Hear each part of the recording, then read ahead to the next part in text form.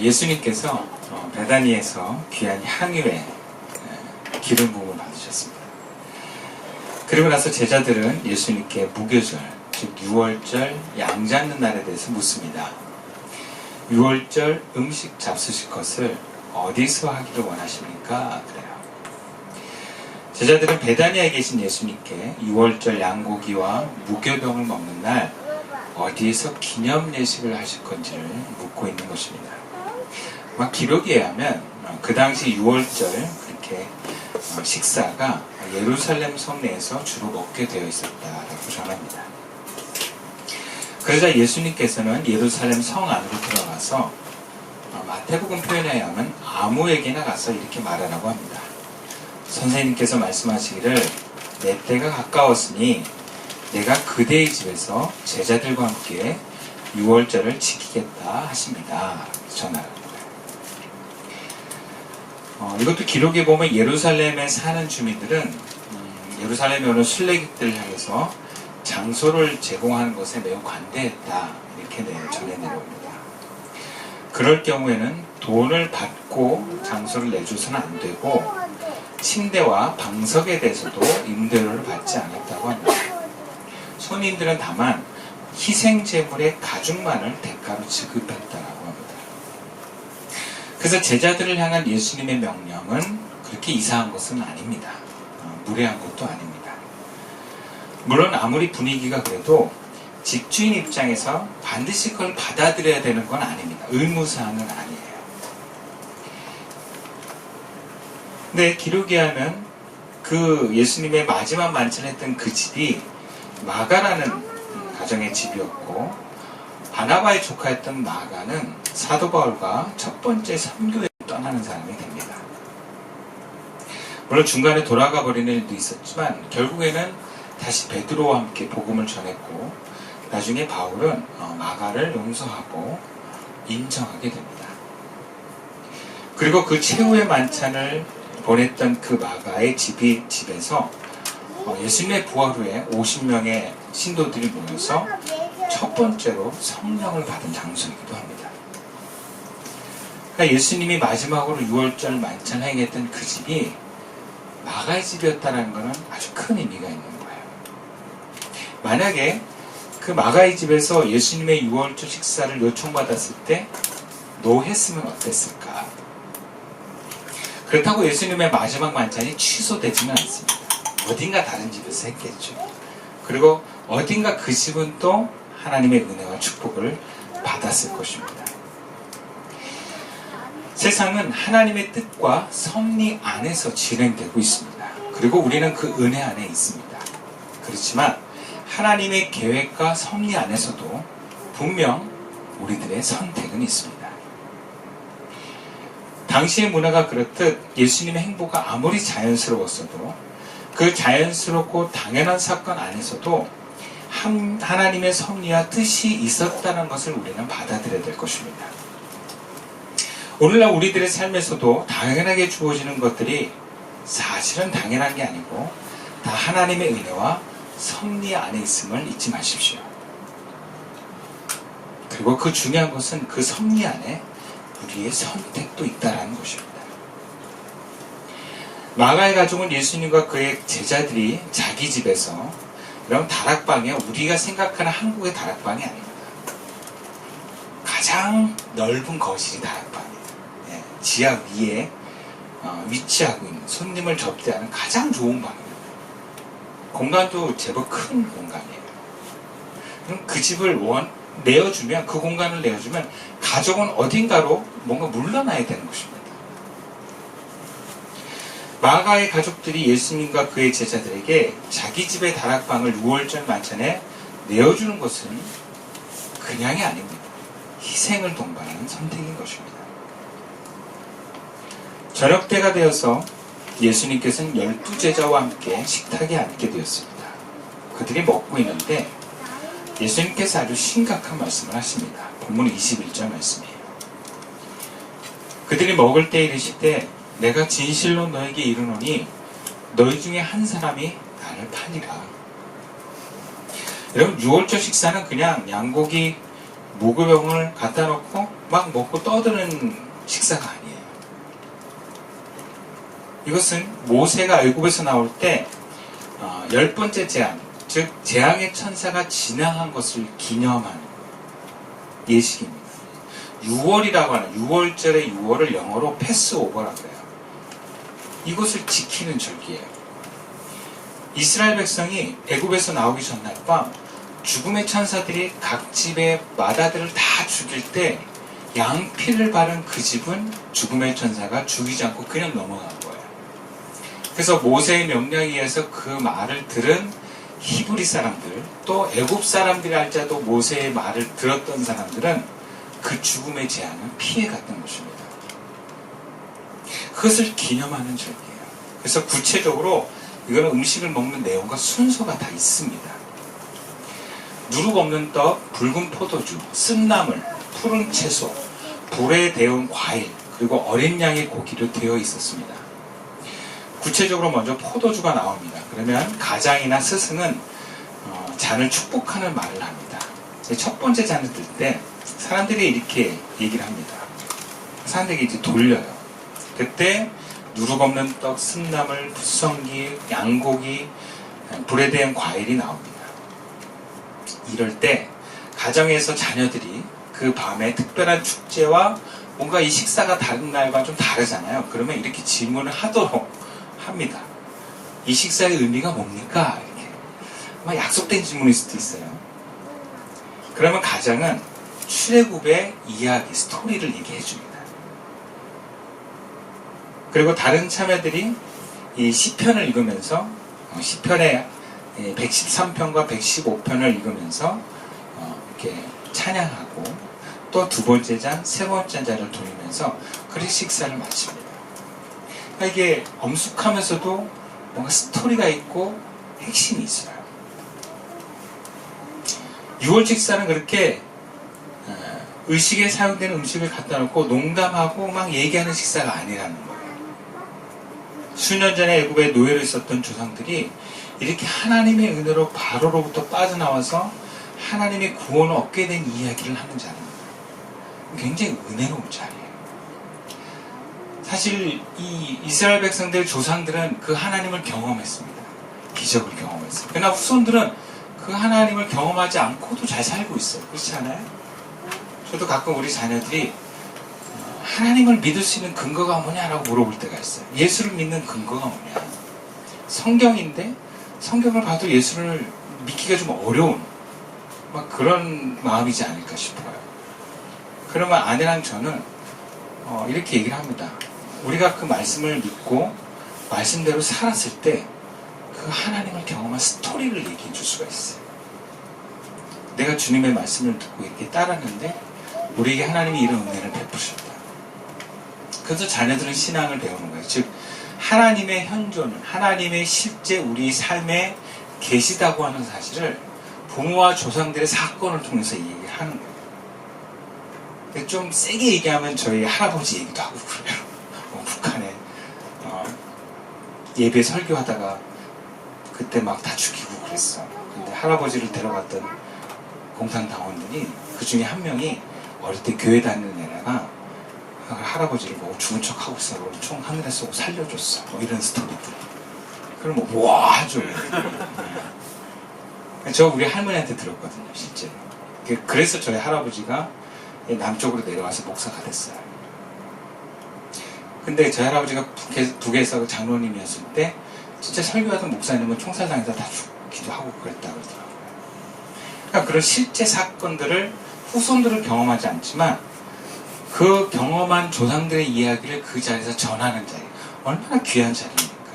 얼마나 엄숙한 자리입니까? 그러면서 예수님은 그 과정에서 전해지는 자신의 죽음을 이야기하고 내 살을 먹고 내 피를 받아 먹으라고 하셨습니다. 이 시간은 오로지 인도자이신 예수님에서 묻고 그 순서에 따라 음식을 먹으면서 하나님의 구원을 재현하고 음미하는데 그 분위기가 형성되어 있었습니다. 근데 그렇게 진지하고 엄숙한 순간에 예수님께 집중되어 있는 그 순간에 예수님이 이런 말을 해요. 내가 진정으로 너에게 말한다. 너희 가운데 한 사람이 나를 넘길 것이다. 이 말을 들은 제자들이 어떻게 했을까요? 아마 넘긴다는 말이 무슨 말인지는 알아들었던 것 같아요.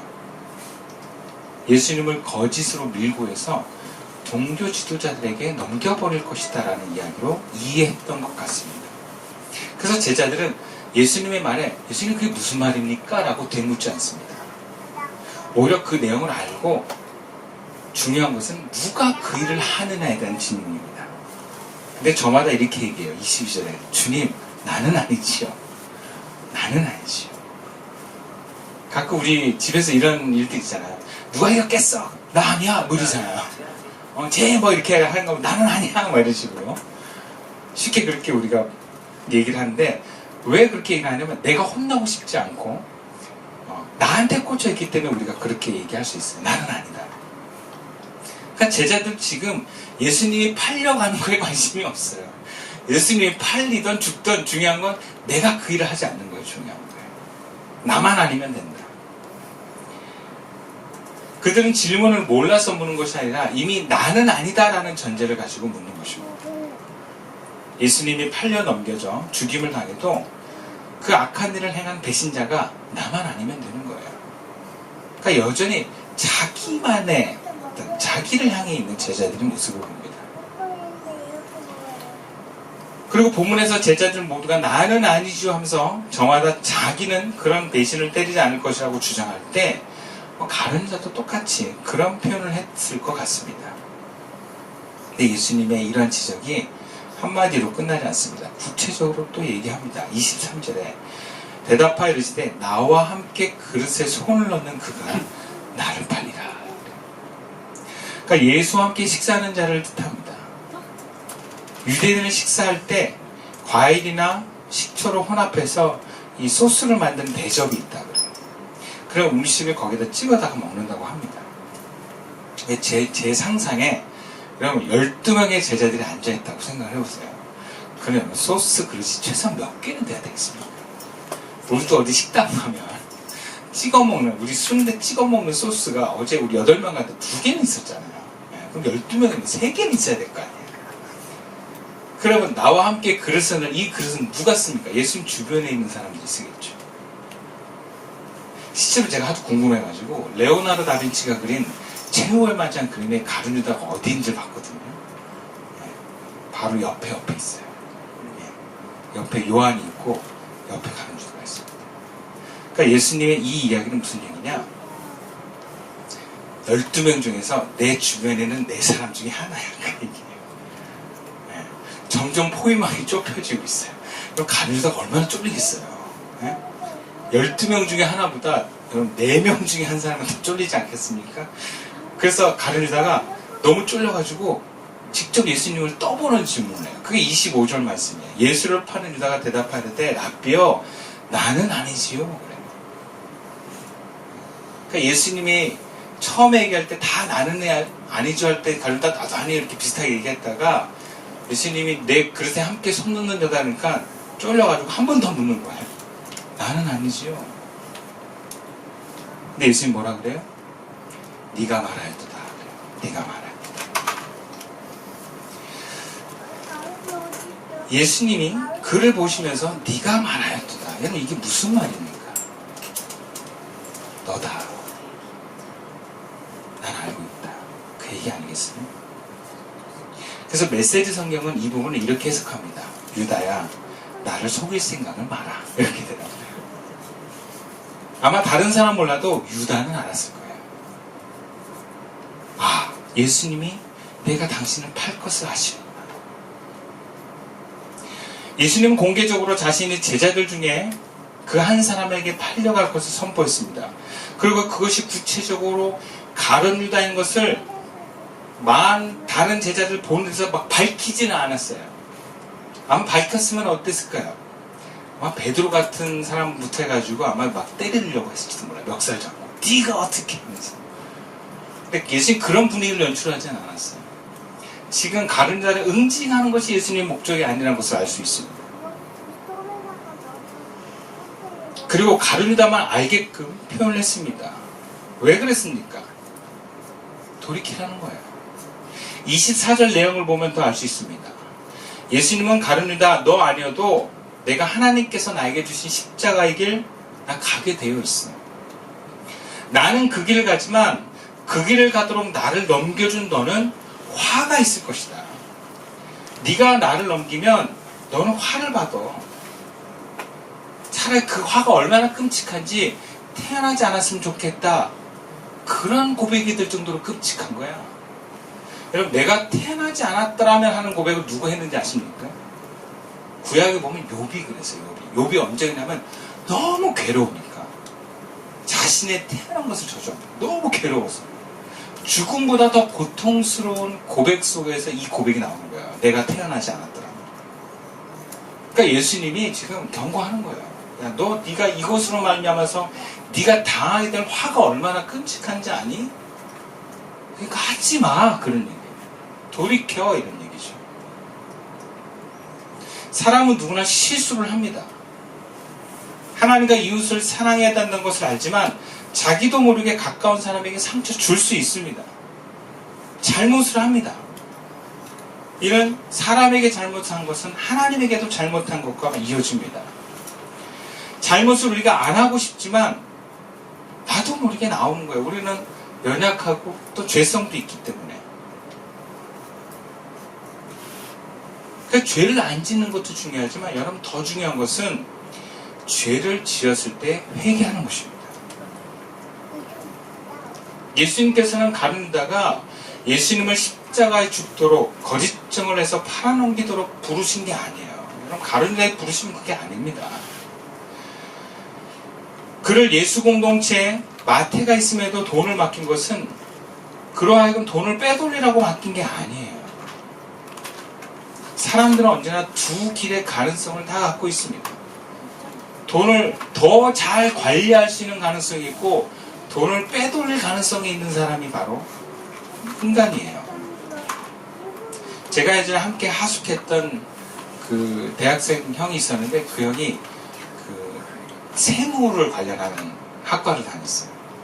근데 그 형이 저한테 그러는 거예요. 야, 내가 세법을 공부하니까 어떻게 하면 세금을 빼돌릴 수 있는 생각이 자꾸 올라온다는 거예요. 빈목 틈이 보인다는 거예요. 그래서 야, 이거 유혹이더라. 막 그러니까 뭔가를 내가 했을 때 가능성이 다 있는 거예요. 죄를 지을 가능성도 있고 그것을 통해서 세상을 더 아름답게 만들 가능성이 있는 거예요. 제자들 중에 여러분 가룟유다가 가장 똑똑했다고 합니다. 그리고 그는 정치적인 세력에 몸담았던 사람이라고 합니다. 그럼 정치하는 사람들이 얼마나 똑똑한지 아세요? 어쨌든 가룟유다가 되게 탁월한 사람이었다. 그래서 가룟유다가 만약에 예수님 배신하지 않았다면 가룟유다는 상류층의 복음을 전할 사람이라는 얘기를 합니다. 그래서 더 세상을 아름답게 만들 수 있는, 구조적으로 바꿀 수 있을 만한 힘이 있는 사람이 될 수도 있었다라고 얘기해요. 참 아까운 사람이다 이렇게 얘기합니다. 정치를 상대할 줄 아는 거예요. 그러니까 어쨌든 가룟유다는요 그 나름대로 부르심이 있었던 거예요. 예수님께서. 그래서 지금 가룟유다에게 예수님은 마지막 기회를 주신 것입니다. 이건 배려예요. 계속 기회를 주신 거예요. 한 번이 아닙니다. 근데 우리가 여기 우리가 알아야 될 것이 있어요. 여러분, 회개 기회도요 늘 있는 게 아닙니다. 가룟유다는 예수님의 대답에 아마 뜨끔했을 거예요. 예수님 다 알고 계시는구나. 그럼 그런 회개는 언제 해야 됩니까? 바로 그때 했어야 됐어요.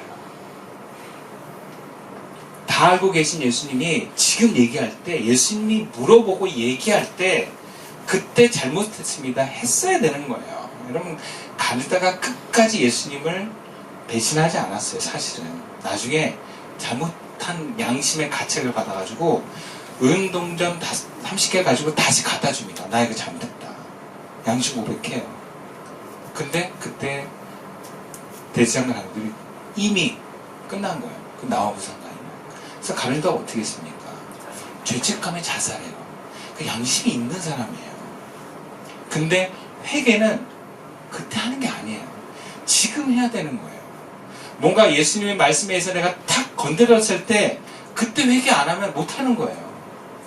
여러분, 내가 주님께 불을 맡아서 교회에 오는 것도요, 누가 나에게 교회 와야 된다 이거 했을 때 그때 오지 않으면 못 옵니다. 내가 개척교회 했으니까 지금 와요? 올래 했을 때 바로 온 사람들은 다 와요. 근데 생각해볼게 이래서 바로 도망가요. 생각해볼게, 상의해볼게. 끝난 겁니다, 여러분.